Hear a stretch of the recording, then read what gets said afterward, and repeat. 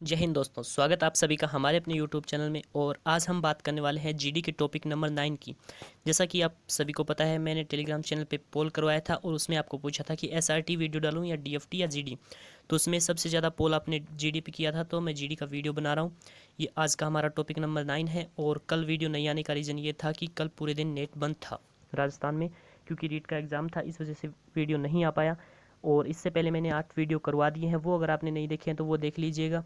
और SRT DFT वाले वो भी देख लेना। अगर चैनल को सब्सक्राइब नहीं किए तो चैनल को सब्सक्राइब, बेल आइकन को जरूर दबा लेना, क्योंकि जिससे क्या होता है कि जैसे ही वीडियो आएगा उसका नोटिफिकेशन आपके पास चला जाएगा।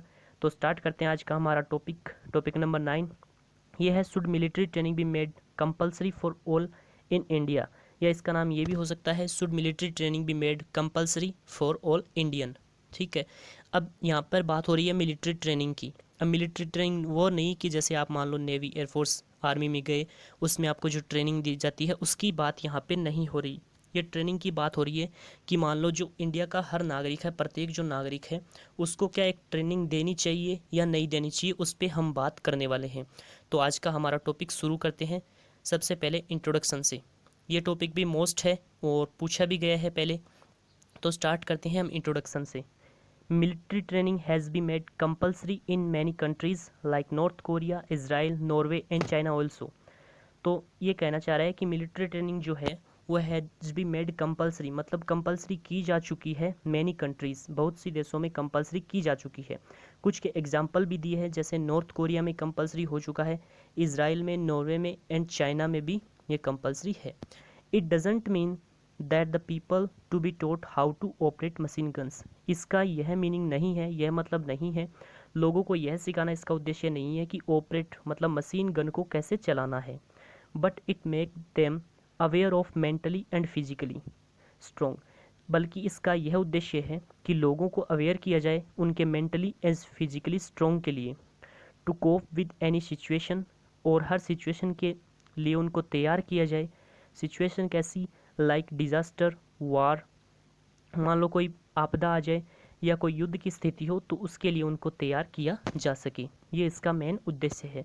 ठीक है। तो इसमें मेन बात यही है कि जो ट्रेनिंग है शुड बी कंपल्सरी होनी चाहिए, क्योंकि इस ट्रेनिंग में हम लोगों को यह नहीं सिखाते कि उनको मशीन गन कैसे चलानी है, बल्कि हम ये सिखाते हैं कि और उनको स्ट्रॉन्ग करते हैं फिजिकली और मेंटली तरीके से, कि कोई भी सिचुएशन है, लाइक मान लो डिजास्टर है, कोई आपदा हो गई, कोई वार हो गया, उसमें उनको कोप विद कैसे करना है, खुद को सेफ कैसे रखना है, और जो अपने आसपास के जो लोग हैं उनको सेफ कैसे रखना है, ये चीज़ें हम उनको सिखाते हैं। So in my opinion military training should be compulsory.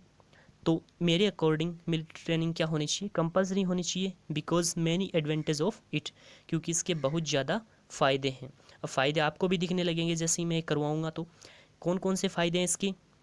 We know very well, हम जानते हैं अच्छे तरीके से कि इट मेक रिजर्व फोर्स। यह क्या बनाएगा?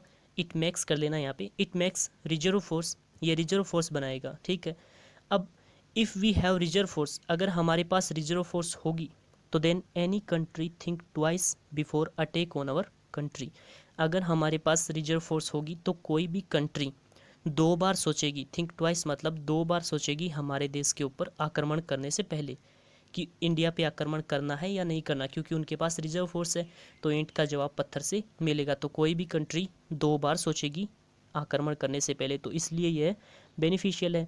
तो ये इसका पहला एडवांटेज हो गया। अब दूसरा, it will also helpful for woman. यह वुमन के लिए भी काफ़ी हेल्पफुल रहेगा। क्यों रहेगा? Because many woman face eve teasing and sexual harassment. बहुत सी जो महिलाएं हैं वो फेस करती है, सामना करती है eve teasing and sexual harassment का। ड्यू टू दिस ट्रेनिंग, अब जो सामना करती है, तो जो चीज़ें जो वो झेल रही हैं, जिनका सामना कर रही है, उनके खिलाफ वो लड़ नहीं पाती, अपनी आवाज़ नहीं उठा पाती। लेकिन मान लो हमने उनको ये ट्रेनिंग दे दी, तो due to this training they protect them self, वो खुद की रक्षा कर सकेंगी। तो ये भी इसका बहुत बड़ा एक फ़ायदा है। It transform people for good, humble and discipline man. तो जो ट्रेनिंग है वो क्या करेगी? लोगों को अच्छे, हम्बल मतलब विनम्र, एंड डिसिप्लिन मैन में क्या कर देगी? उनको परिवर्तित कर देगी, कि जो लोग डिसिप्लिन नियमों से नहीं चल रहे हैं उनमें भी फिर वो चीज़ें आने लगेगी, उनके रूटीन में आने लगेगी। जैसे आपको पता है आर्मी की जो ट्रेनिंग होती है वो काफ़ी हार्ड होती है, लेकिन उतनी हार्ड भी हम ट्रेनिंग ना दे कि उनको कोई ट्रेनिंग दे जिसमें रूटीन वगैरह सारा होगा, तो फिर लोग उसी के अकॉर्डिंग चलने लगेंगे। तो यह है इसका तीसरा एडवांटेज। अब चौथा है, it install spirit of patriotism. ये इसमें देशभक्ति की भावनाएं पैदा करती हैं लोगों में। And it makes strong physically and emotionally. ये क्या करती है, स्ट्रॉन्ग करती है फिजिकली एंड मेंटली, लोगों को ये स्ट्रॉन्ग भी करेगी। इट मतलब क्या है यहाँ पे इट का मतलब है मिलिट्री ट्रेनिंग से, ठीक है। तो it install spirit of patriotism. Patriotism जो देशभक्ति की जो भावना है वो लोगों में आएगी, और जो लोग हैं वो फिजिकली एंड इमोशनली भी काफ़ी स्ट्रॉन्ग होंगे अगर उनको ये ट्रेनिंग दी जाए। तो ये भी एक बेनिफिट हो गया, फ़ायदा हो गया in the training.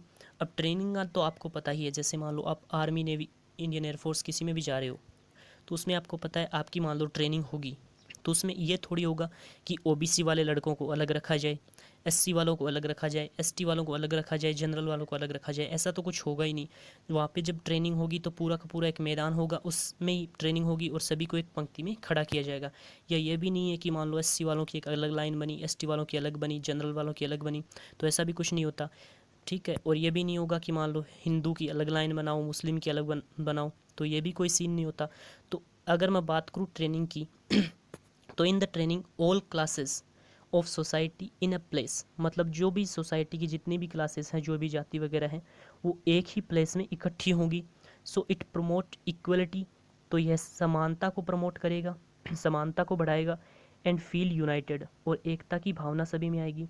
So it remove the barrier of casteism, मतलब जातिवाद को भी, और जो धर्मवाद होता है, धर्मनिरपेक्षता होती है, उसको भी ये खत्म करेगा। रिमूव मतलब खत्म करना, नष्ट करना, ठीक है। और बैरियर मतलब हो गया जो बाधा वगैरह होती है, तो कास्टिज्म इसको भी ये ख़त्म कर देगा। एंड सुपरस्टिशंस, और जो होता है अंधविश्वास वगैरह, उसको भी ये ख़त्म कर देगा, रिमूव कर देगा। तो ये भी काफ़ी बड़ा फ़ायदा है। अब दूसरा है, the threat of terrorist attacks high day by day. आपको पता है जो टेररिस्ट अटैक हैं उनका जो खतरा है, भय है, वो बढ़ता जा रहा है day by day. So military training help the people protect themselves. So military training help करेगी, किस में हेल्प करेगी, लोगों को खुद की रक्षा करने में, and those who are needy, और उन लोगों की रक्षा करने में जिनको ज़रूरत है, मतलब ज़रूरतमंदों की रक्षा करने में और खुद की रक्षा करने में ये चीज़ हेल्प करेगी।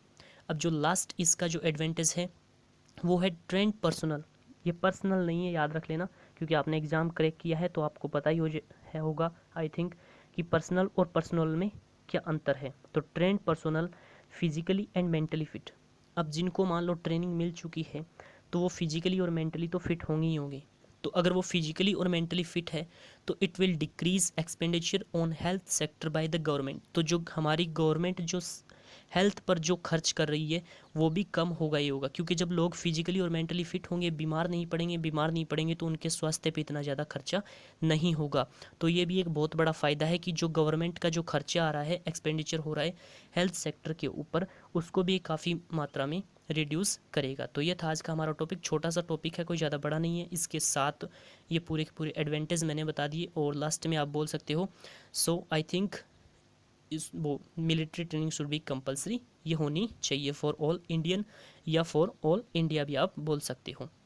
तो यह था आज का हमारा टॉपिक। इससे पहले अगर आपने 8 टॉपिक नहीं देखे हैं तो वो देख लेना। और ये मैंने आपको पहले भी बताया था कि जो इंट्रोडक्शन है वो तो आपको इंट्रो में ही देना है, और जो एडवांटेज है वो आपको जीडी में बोलना है। जैसे ही मान लो आपका जीडी स्टार्ट होता है उसमें आपको ये एडवांटेज बोलने होते हैं। अगर वीडियो अच्छा लगे तो लाइक कर देना, और चैनल को अभी तक सब्सक्राइब नहीं किया तो सब्सक्राइब करके बेल आइकन जरूर दबाना।